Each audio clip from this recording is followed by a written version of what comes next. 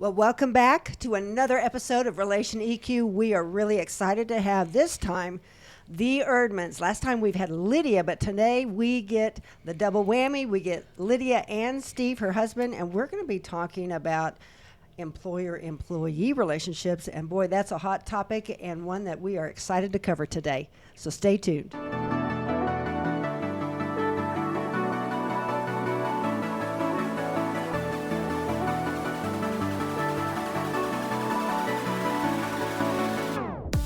Welcome to Relation EQ. Join Julie and her guests as they share their stories to provide powerful insight for fine-tuning relationships that matter to you. Now here's your host, Julie Sims. Well, welcome to Relation EQ. Today we have a very special couple in our studio, and we are good friends with these people. We've known them for a number of years, and so we're really excited to have Steve and Lydia Erdman, and I'm excited to have my husband Brian into our studio audience. And today we're going to be talking about employee-employer relationships, which Steve and Brian and Lydia are probably more well-versed than I am of how do we build good relationships with those we work with, because we spend hours, a majority of our time, with our employers and our employees. And so this really is a very important topic that we want to cover today. So we're just going to let the Erdmans kind of tell a little bit about who they are and what their business is and how they even got into it, because there was kind of a hop, step, and a jump into being the entrepreneur, the boss. And so, Steve, I'm going to turn the mic over to you. Kind of give me an idea of what your business is. What's the name?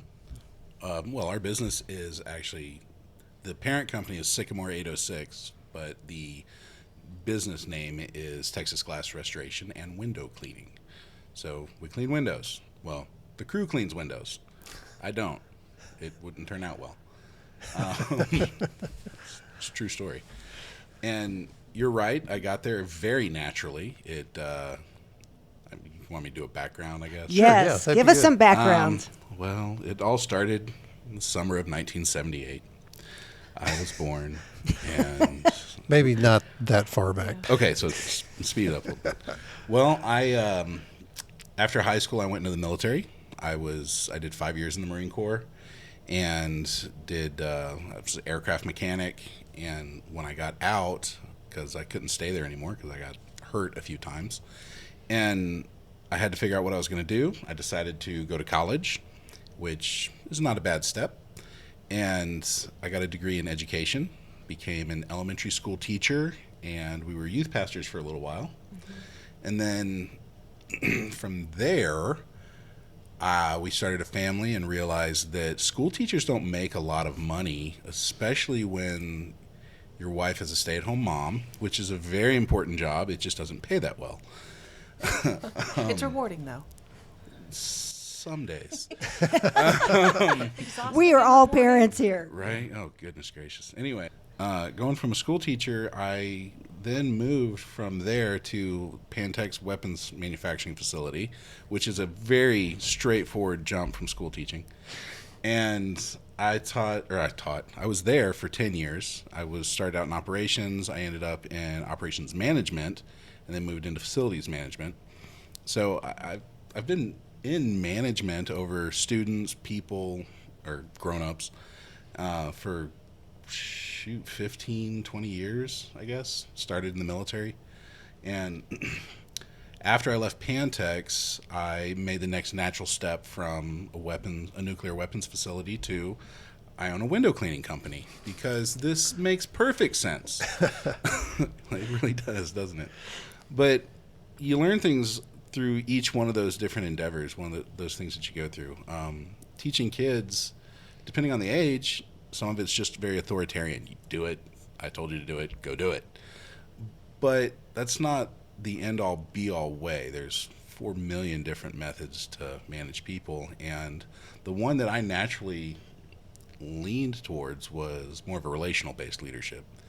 So once I got to Pantex, my crew, you befriend them, but you still have that separation of I'm still the boss, supervisor, whatever, and you're still the employee.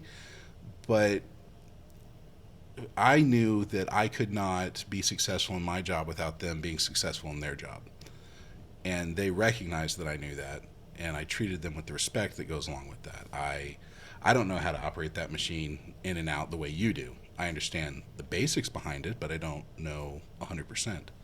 So they recognized that I didn't think I was better than them, as I guess is really the essential way to put it, or the simplest way to put it. And I valued their feedback. I solicited their feedback, and that is how I managed there. And then, Can I ask? Did you feel like that's been successful for you? I feel like in that environment it was very successful. They were union employees, so in many cases, if they didn't want to do something, they knew how to not do it. They could make a claim that it was safety related, or it was a time restraint, or there was always a loophole that they could find to not do the job if they really wanted to. And there were many managers that dealt with that on a day-to-day basis. They wouldn't make their numbers. They wouldn't get where they needed to go because their crew wasn't working for them. I didn't really have that problem. I had a really good relationship with my crew. Up to asking them to do something illegal, unethical, immoral, they would do anything I asked them to do. There might be a little bit of payment that I had to make in the long run, be it harassment or buying burritos or things like that. Now, when you say harassment, what are you saying? Like teasing? Definitely teasing. Okay. But there's also, if you've had your foot on the accelerator a little too hard for a little too long, they will let you know. Okay. And it'll be an unspoken or an outright overt spoken, hey, you need to lighten up. We need a break. We need a breather. We need to not die doing this. And I've definitely brought that to what we're doing now, where I don't want to beat on the crew to the point that they're exhausted and dying and can't get the job done anymore, or they start calling in sick, because you get sick if you work too hard for too long. True. Okay, so that's where you're at. Lydia, where do you fit into this picture? She's the boss. I was going to say, at The true this boss. point, I'm still at home being mom. Like, I wasn't working for the vast majority of the time that he was at Pantex. Well, I guess half the time that you were at Pantex.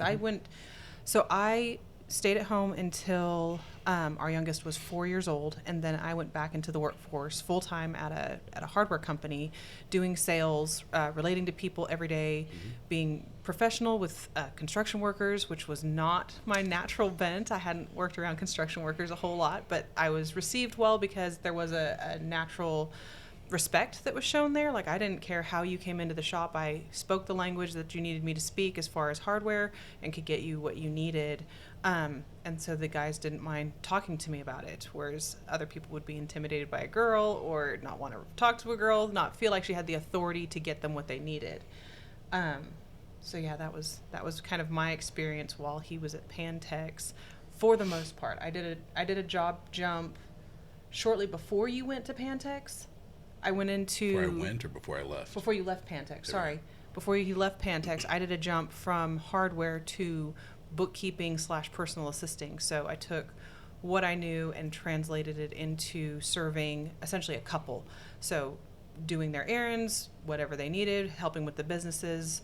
It was kind of a crash course in Business 101, which was actually setting us up for what would happen later in that year. So this was January 2020 that I made a jump, and then August 2020 was when Steve made a jump. So it was really good timing, but I don't know if it's made a jump as much as it's made a fall.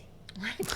Yeah, it wasn't by choice. Yeah, it was. It happened. A push. Yeah. We'll call it. So at this point, are you doing like any of the bookkeeping or anything for your current business?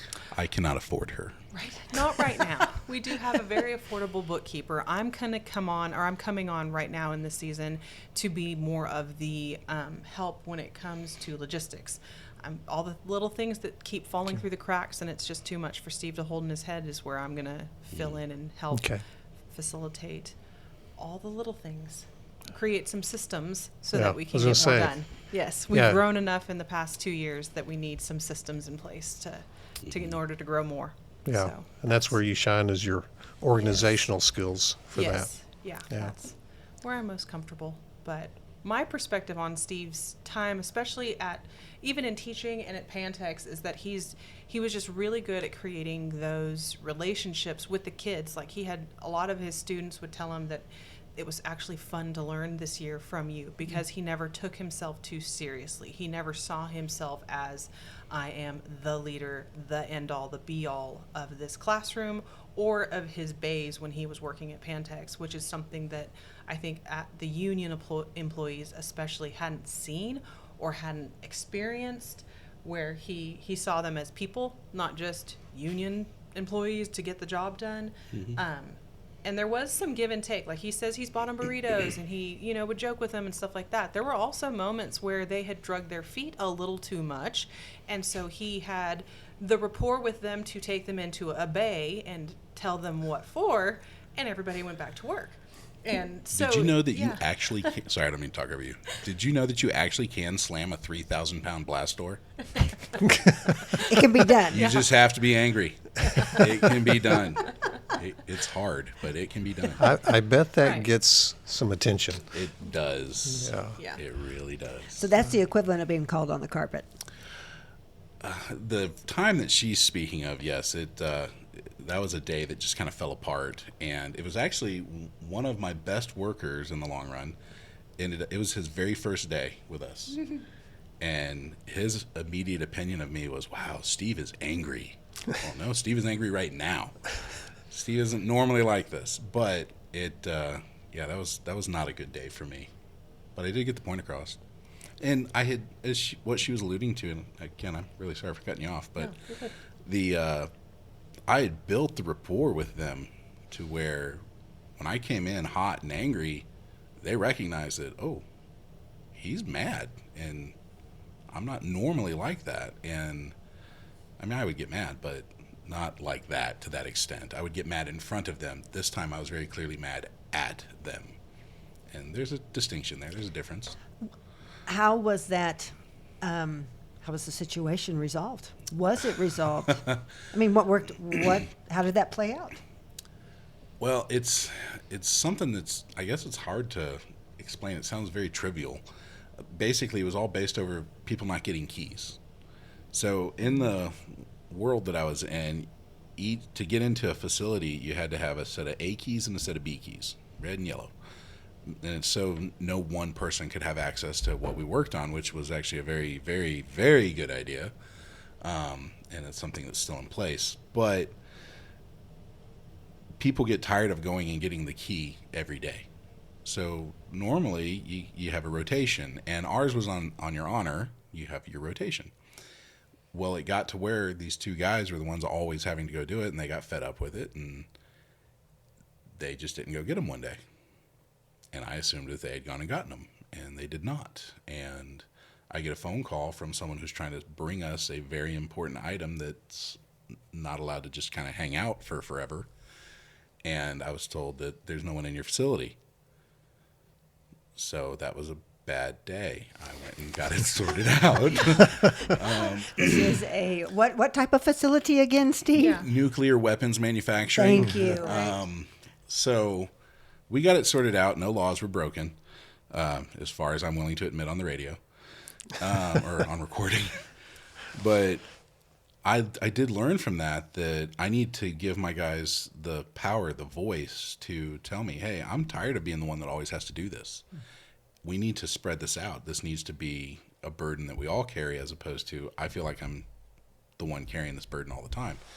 When these guys are all equals, it's not like we had a hierarchy there. They were union employees. They were all at the same level. But I failed in management as to make them feel like they couldn't just come and say, hey, someone else needs to do this for a little while. Or someone else isn't picking up the slack and carrying their part of the burden. It's me doing it all the time. So we had some conversations, and I didn't want to be a babysitter and have to, I'm going to write up a list, and we're going to go through the list, and each of you is going to take your turn. These are grown men and women. We shouldn't have to do that. But we had to work that out. He was walking the fine line between micromanaging and setting up an accountability system so that everybody knew what was expected of them and nobody got to slack off to the point where it was causing resentment. So that was just a bad day that turned into a good Opportunity. good opportunity to develop the team and create another level of relationship with them at that point. So I know, isn't that encouraging to know that our our failures turn into triumphs when we learn the lesson. Oh, You know, and that's absolutely. what I heard from you was you learned a lesson that you hadn't recognized before, and that, you know, employers or employees can all be guilty of not seeing something that is there. And so I think that's cool that you took away what you needed to. Right. And by not seeing it, not acting on it, I was just as bad in my mind as the ones that weren't holding up their end of it either, because I'm just allowing it to happen. I'm living within the ignorance of, oh, I don't know who goes and does this. I'm just glad somebody does. And yeah, it's like when you come home and ask your wife, what have you done all day? Well, don't ask that question, because if she doesn't do it the next day, you're going to notice. You're going to come home, the kids are half dressed, the house is torn apart. It's like, oh, this is what you do all day. Right. Got it. I think another reason that this situation especially was so beneficial was Steve is really good at owning his piece in it. Even though that day he was not part of the problem that actually happened that day. He understands how what he did or did not do in the days before led up to creating this situation and saying, oh, that was my bad.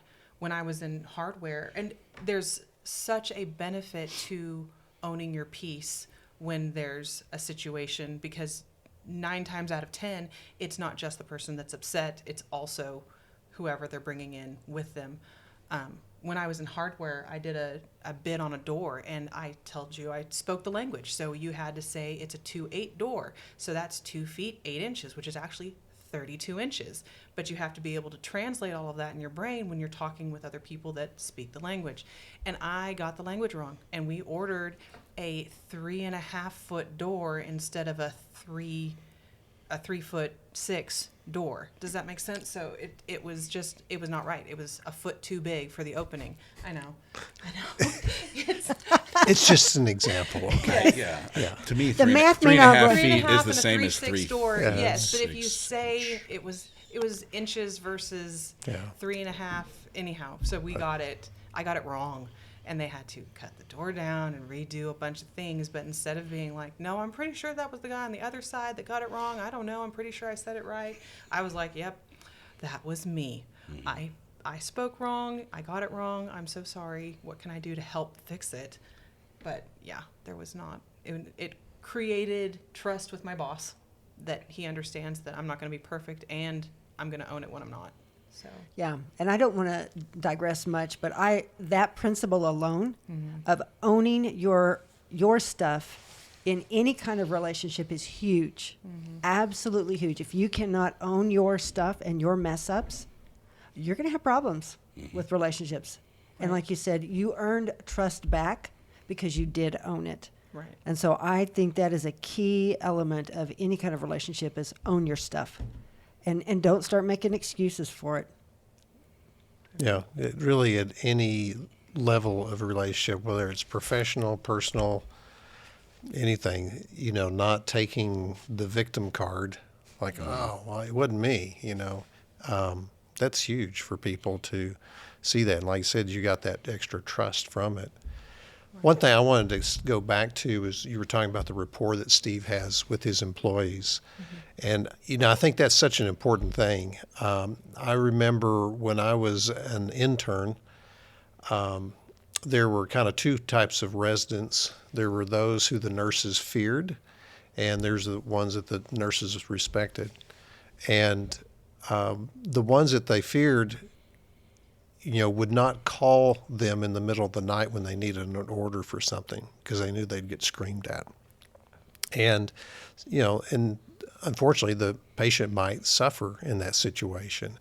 But then there were the people who they didn't want to bother them if they didn't have to. If it was a trivial order, they're just like, I can take care of this morning because I respect that person and I don't want to bother them unnecessarily.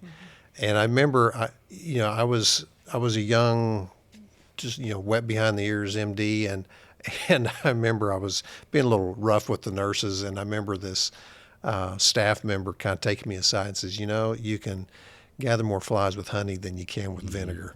And fortunately, I took his message pretty quickly. And that has done well for me, is maintaining that rapport with people where they do have respect. And so they're going to be, they don't want to disappoint you because of that respect. And so that takes you a lot further along than just fearing that you're going to yell at them. Mm-hmm. So that's been good. Agreed. Yeah. It keeps people from shutting down. So Yeah. And that's something that he's been able to translate into our window cleaning company. We have 4 employees. 5. But 4 that were with us when we bought the company over 2 years ago, and we've retained them, which is something That's big. It's very rare that many employees, or I guess that ratio of employees would stay this far into an acquisition, if we call it that. Well, especially at the level that these guys are, it's not like this is, they're not certified nurses. They're not pilots. You can train almost anyone to do this job. And it's kind of like working in a kitchen where you go in, the manager goes in, he makes the cook angry. He didn't have a cook that night. That could easily happen with our guys. We had a girl for a while, but we all have guys now. So our guys. But no, you definitely have to hold on to them, because to me, just like customers, it's easier to keep the ones you have than to go out and get new ones. Yeah. And yeah. Yeah, I think you and I have talked about that, of just how much more expensive it is to retrain or to train someone than it is to maintain the people that you have. And it's just, there's a cost from just literal time that is spent not being productive in producing in the job, that you have to spend in actually instruction and those kind of things. But there's also a relationship cost to it as well. When somebody gets mad enough that they quit a job, that means they're pretty mad, because they're giving up their way of providing for themselves. And so it's not good math from that standpoint. And be able to retain people. I have a nurse that's worked for me for 27 years, and he's invaluable to me because he knows everything that I want to do, and so it's much easier to try to maintain him than to just fine with them, and I'll train somebody else. So that's good. How do you go about incentivizing them? You have to get buy-in from them. To me, that's the biggest incentive, because I can't just keep throwing money at people. I mean, money only works for so long. And from my own experience in management, that job was terrible. It was stressful. You got all of the blame, but none of the glory, I guess, or none of the credit for anything. Because, and at least me anyway, when upper management would tell me at the plant that, hey, you did a great job, you met this schedule, you did this, you surpassed this, I would always, the crew did a great job, Bay whatever did a fantastic job, they knocked it out of the park, they worked all these extra hours, they got it done. And it wasn't, oh yes, I'm so wonderful that we finally met that schedule. You would not have done it without me. No, in reality, you wouldn't have done it without them. I was just there holding the reins and cracking the whip when it needed to be cracked. But that job was miserable, as I was saying, and I was constantly trying to bid out. Well, they kept throwing more money at me because they didn't want us to leave. And it wasn't just me in particular. It was that whole level of management. They didn't want them to go. So I want to say in 2 years' time, I had about a 25% pay increase because they were losing these guys left and right, and they couldn't keep anyone there, so they kept throwing money at us. And money's great. I love money. But there has to be a work-life balance. There has to be a job satisfaction. Otherwise, money only lasts so long. It'll get me to shut up for 6 months and I'll stop looking for a job. But after that, I'm out. Well, that was the issue too, is they would throw money at him, but they weren't actually listening to any of his concerns, any of his suggestions on how to make this actually be an enjoyable place to work or run a little bit better, a little less headache for anybody. They were just like, oh yeah, okay, here, we'll give you more money and you can just keep dealing with it how it is. And it was kind of a broken system. So yeah, he wouldn't even get the credit for what he did do. They would say, good job, but that was it. As far as hitting numbers and doing what was expected of him, there was no other accolades or recognition. So it was not a great environment. I didn't really want accolades or recognition either. I did like the money. I wasn't going to say no. But I wanted things to go better. That was what I really wanted. If my boss listened to me and actually heard something, and even if I didn't always get my way, if he just made it clear that I heard what you said, this, and this are why we can't do it that way. Okay, fine. I'm a rational human being 55% of the time, so I can accept that. And bringing that to my own company, I can't just incentivize you with money. I can't. The plant was funded by the government, which apparently has a checkbook that has no end. Where I work, I can see the account and I can only pay you so much. And I will pay you as well as I can. Our crew actually makes about 50% more than they did when we bought in, or when we bought the company. I want to get them up to a livable wage. And I want them to not come to work worried about how they're going to pay their bills. I want them to come to work worried how they're going to serve our customers, get the job done, things like that. I don't want them stressed about money all the time. Granted, inevitably, they are stressed about money. These are younger guys that they live hand to mouth most of the time. So since I can't incentivize them just with cash, I get that buy-in. I try to make it clear that I recognize their knowledge base, their authority in how we do things. And I solicit their opinion on things. I constantly ask them, is there a piece of equipment? Is there a tool? Is there something else that we can do to make your job easier that I can bring in? And there have been quite a few suggestions, and I will buy one. I'm not buying one for everybody. I'm buying one. We're going to test it. If it works out for us, if we all think we like it, then we'll look into buying more. And I think that has helped incentivize them, because I do not want to badmouth who I bought the company from at all. He did a fantastic job.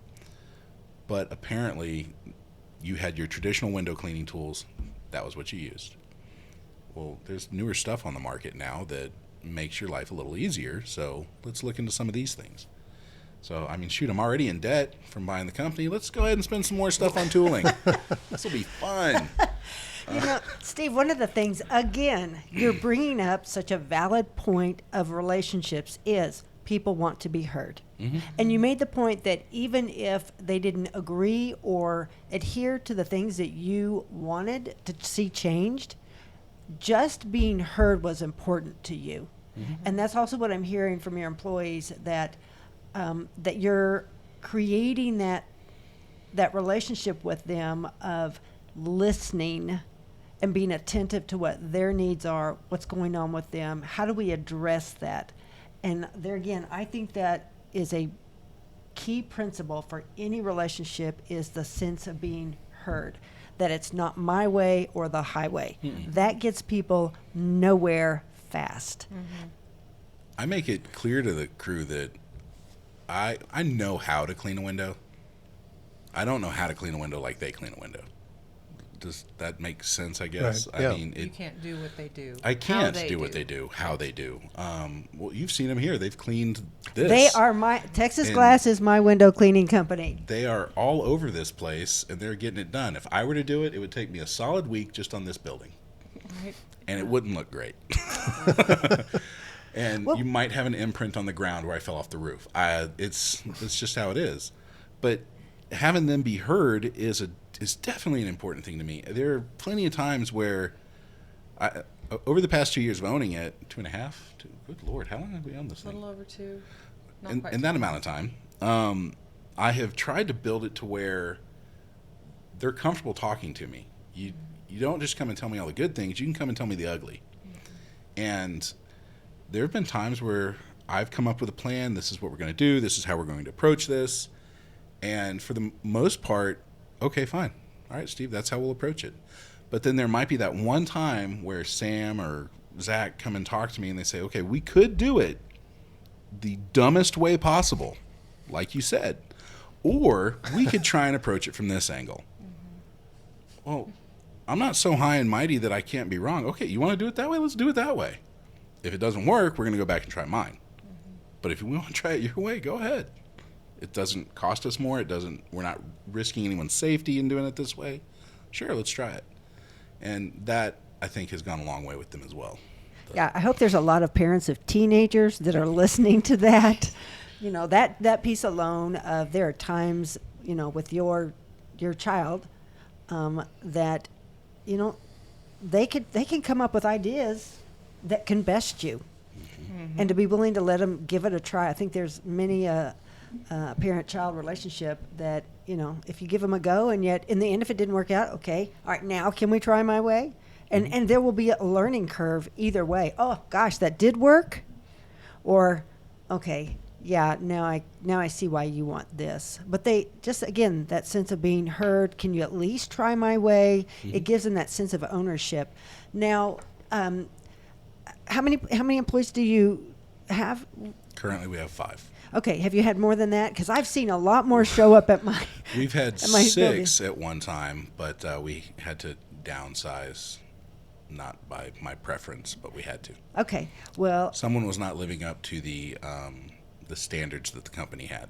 Okay. He went against our core values. Okay, which is good to know that they have, you know, there's those boundaries there. So if money won't incentivize them. Well, money will, but only for so long. Are there any perks or any other way that you let them know that you as an employer or as a person care about them that translates across the lines of, you know what, this man cares about me? Julie, can I take that one? Do you mind if I take that one for a second? I guess not. Okay. We've been talking about having them be heard. This is, to me, is being seen. So our employees have a lot of hobbies that involve garage space, but most of them either live in an apartment or a rental house that they can't just have vehicles and stuff sitting about.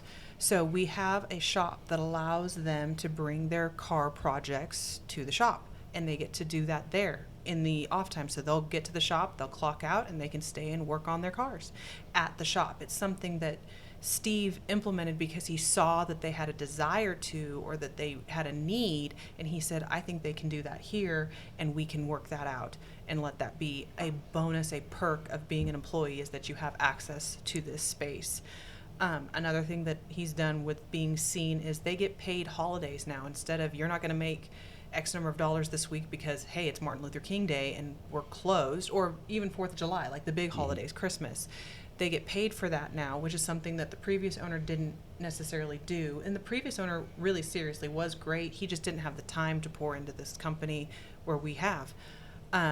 There's been times where I think they've had family members pass away, or a medical issue happened in the family, and we've paid them for that day instead of not paying them for that day, because we understand it's not you just got sick or you didn't want to come to work that day. It was something out of your control came in, and we see you. We see that you're human. You have needs other than a paycheck, other than the ability to show up to work. We see you as people, as families, as all of that. Well, with the shop even, we didn't have enough shop space. The shop next door to us came open, and I was looking forward for planned growth, and I would need more space to park vehicles for once we get to that level. And these shops never open. So it's like, all right, well, I guess we're going to rent this one. So I did, and it came about where the guys could use it, like Lydia was saying. And I even brought my tools up there because I've got 44 years worth of collecting tools, because You don't throw a tool away, ever. Even if it's broken, you might be able to use it for something else. Yeah, it may be good for something. Yeah, I mean, that bent screwdriver, that is a pry bar. So I brought that. I even brought that up there, and I've left it unlocked. I told the guys, just make sure it goes back in there. If something breaks, leave it out on the counter, and so you can tell me, and I can get it replaced. But we also have shop tools, but my tool set's much more extensive than the shop ones. Because I was a mechanic in a former life. But that, and I've been up there. There was one day in particular that one of the guys, the U-joint on his Jeep broke. His Jeep was the only operating vehicle that he had. So it was up at the shop, and he was trying to swap out the U-joint on it, and you've seen him. He has two hands-ish, 1.5, 1 3/4, I guess. He blew off 2 fingers before I was around, and he's a great cleaner. He's worked around it, but trying to work a vise and work a press and get all these things done on the U-joint on your car, it was a little difficult. So I showed up and I started helping him, and I was there till 11 o'clock at night one night, which I don't stay out that late. If it's 8:30 and she suggests starting a movie, I look at her like she's crazy, because I'm not going to be awake when that movie is halfway over anyway. So things like that. And then one of the other guys, his catalytic converters got stolen. Oh, man. So, yeah, he was aggravated about that. So, and he's not mechanically apt. He didn't have a mechanical aptitude, that kid, just because his dad wasn't a mechanic either, so he never really learned how to do it. So he brought his vehicle up there. We talked him through what he needed to order, meaning me and some of the other guys, and then we helped him get it installed. And something wasn't going right. The other guys had to leave, so it was just him up there by himself. And I found out he was still up there, so I went up there and helped him get it installed and talked him through, well, this is the tool you need for that, and trying to impart a little bit of knowledge to him on that so he could do it in the future. And this is an employee that we know doesn't have any family in town. No. Like, all of his family lives in South Texas, so he just doesn't have anybody that he can call. And so being able to be that person for him was huge. And another example of taking care of him, one of the guys got into a bad argument with his spouse, and he went and slept up at the shop, which, okay, that's not a big deal. I mean, I don't really want you sleeping up at the shop, but if you have nowhere else to go, he didn't feel comfortable coming to us. He didn't feel comfortable going to his parents, so he went and slept at the shop. Well, it's 30 degrees in Amarillo right now. So I called, and within 3 days we had the heat turned back on at the shop, because if vehicles are just parked up there, they need the heat on. But this guy slept up there one night covered up in a moving blanket, and it's like, well, let's get some heat turned on for you, buddy. Fortunately, he's back at home now, That's so good. they have worked things out, and that's, praise the Lord. He's not living at the shop. That'd be weird. He did Right. that, and there was another one that I could think of, but it's drawn a blank. Oh, one of the guys had a bad experience where his landlord was not a very good guy. He was an alcoholic and would make decisions when he was in that state, and kicked him out.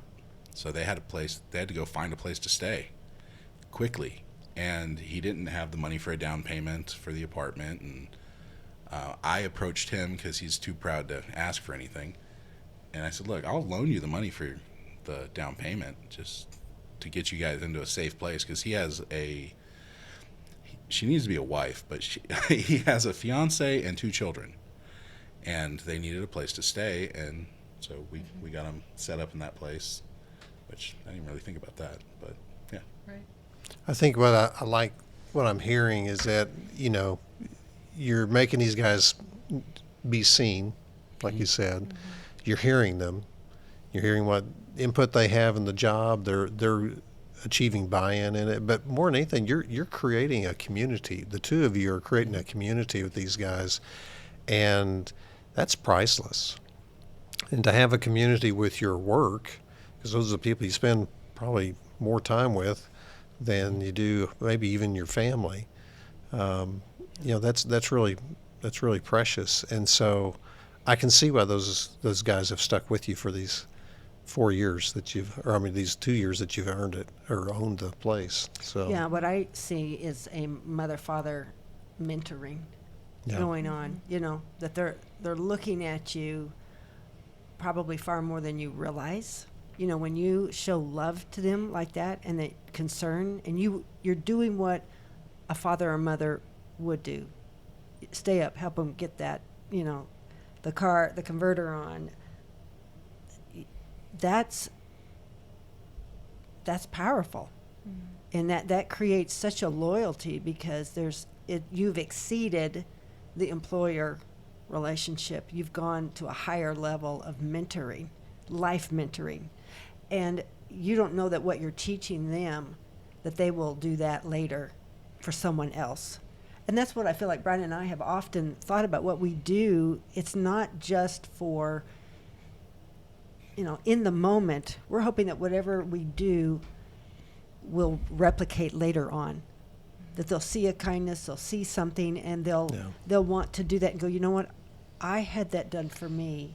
Pay it forward. Pay it forward. Yeah. And so, I think that the seeds of kindness and just going that extra mile with these employees, I think the real fruit that you're going to see is when you see it come later and you see them doing what you modeled to them, and that's going to be a real payoff to you. And there again, Steve, that's where you get back to money's just money. Mm-hmm. But when you see behaviors change, you see lives changed, that's when life is valuable.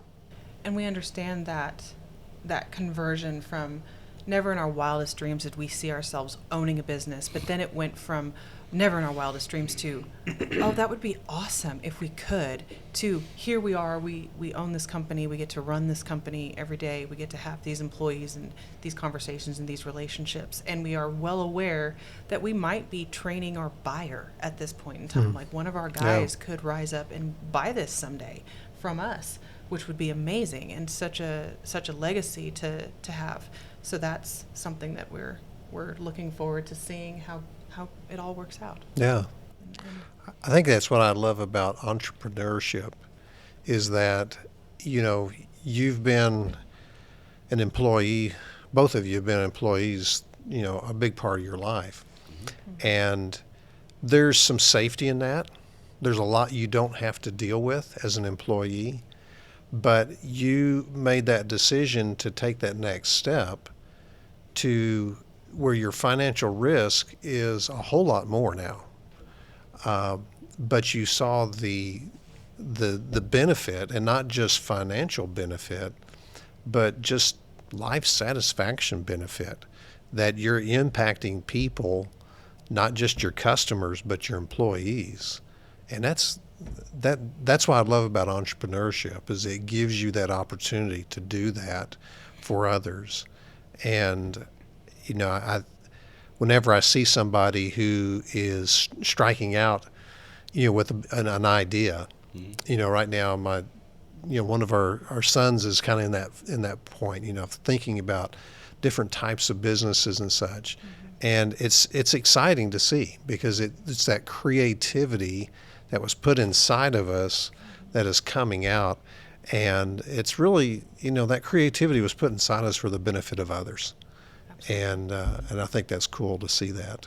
Right. So, well, I know our time is kind of getting close to the end, and so I want to ask: are there any ideas of, things that you maybe haven't done yet, but that you think, okay, what could I do to create more camaraderie, or, ideas that have come into your head that, how to incentivize people? I know that at Brian's office, he has got a business manager. She is crazy creative. I mean, chili cook-offs. I mean, name some of the things. She has always got something going on. She's always got a contest going. Always a contest. Pie eating contest, trivia, lots of things. Lots of things, but that is part of what keeps Brian's employees at that office. Is there's just a lot of camaraderie and sense of family there. And there again, I know that we've seen at Brian's office. In fact, I mean, we've had a situation just recent of an employee that got very, very sick, and just the rallying, Yes. that they have a sense of family there, of this is one of our own. Yeah. And boy, just the rallying behind this person, and just the support that Yeah, was evident. I talked to them today, and that's what hit them. She says, "I didn't realize just how deep my support was." And that not From just your office. not just from the individuals, but how many individuals were involved in some way or another in caring for them. Right. And so that was really gratifying. I think, way to go, guys! Way to come around this person and help them in their time of need. So Yeah. that was cool. Very, very cool. So, any last thoughts of things that you've thought, we could do this, maybe haven't done it yet, or any ideas or any last comments that you would like to say about, how do you retain these employees? How do you go the distance?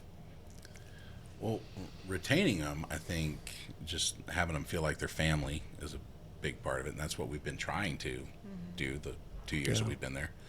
I think one of the things going forward, it's on my heart, is I definitely want to do more employee appreciation. A big part of how we advertise is on Facebook, because a lot of our clientele are on Facebook. And I'm trying to get the guys to take more photos, videos, things like that when they're out at the crew or out at the job site.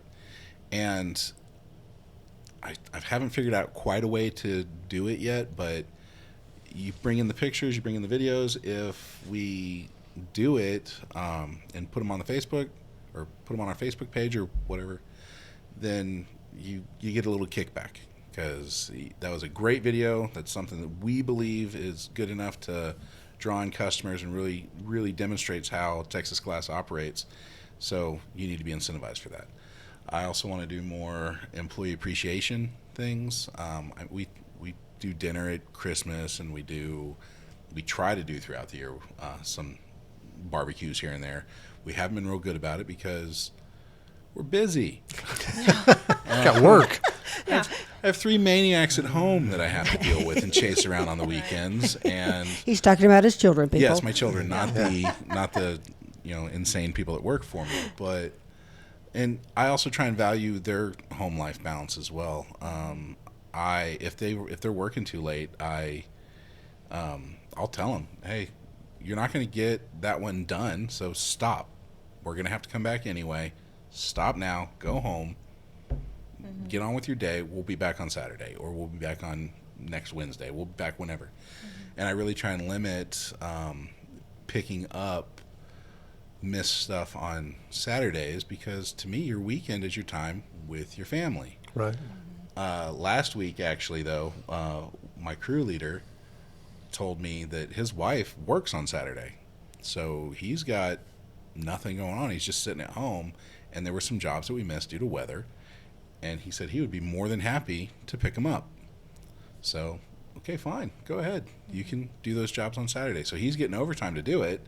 And he texted me at 8:30 in the morning, said, hey, I overslept. I'm sorry. I'll get in the van. I'll get going pretty soon.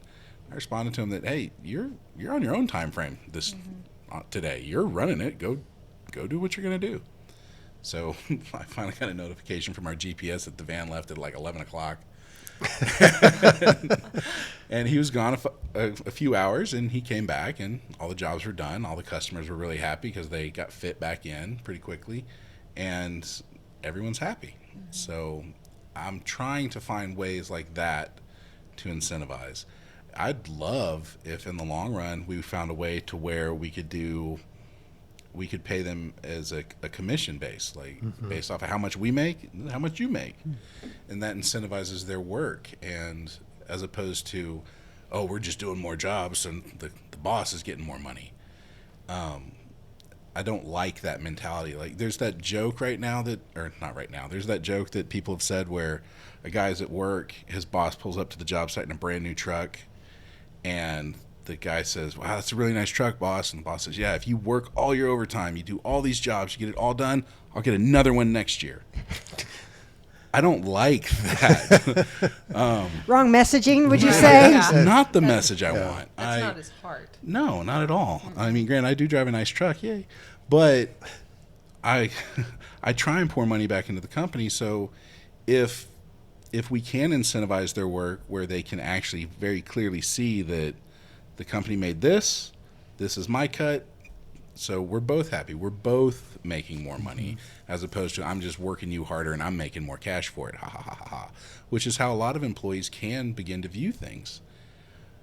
But I also don't want to give them the keys to the castle. They don't get to see everything that goes on behind the scenes because they don't need to know everything that goes on behind the scenes.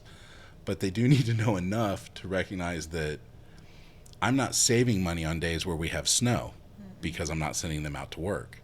We are actively losing money if you're not out working on a day that we were scheduled to work, because the power bill is still at the shop, the insurance is still a payment that has to be made, and all these things. So I've tried to let them in on a little bit of that, but without telling them everything, because they don't need to know everything.